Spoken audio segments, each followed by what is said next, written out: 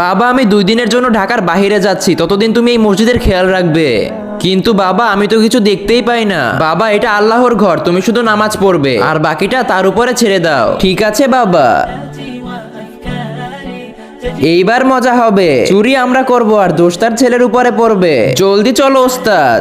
এরপরে কি হয়েছিল সেটা দেখার আগে এই দুইটা ছবির মধ্যে যদি তোমার কোনোটি ভালো লেগে থাকে তাহলে এখনই ভিডিওতে একটা লাইক করে দাও এবং চ্যানেলটি সাবস্ক্রাইব করে দাও। আর তুমি এক নাকি দুই সেটা অবশ্যই কমেন্টে জানিয়ে দিবে। কালু পুরো বক্সটাই নিয়ে চল। ঠিক আছে ওস্তাদ। আরে কে এখানে আসলো? হে আল্লাহ, মসজিদের টাকা চুরি হয়ে গিয়েছে, এখন তুমি কিছু একটা ব্যবস্থা করো। জলদি চল, এখানে কম হলেও তো 1-2 লাখ টাকা হবে। আরে ওস্তাদ, এই অন্ধ আমাদের গাড়িতে আসলো কিভাবে? তোমরা যেই বাক্সটা মসজিদ থেকে চুরি করে এনেছো ওটা খুলে দেখো, ওটার মধ্যে কি রয়েছে। জলদি করে খোল। আরে ওস্তাদ, এটার মধ্যে তো টাকা ছিল, পাতা কিভাবে হয়ে গেল? এই টাকার জন্য তোমরা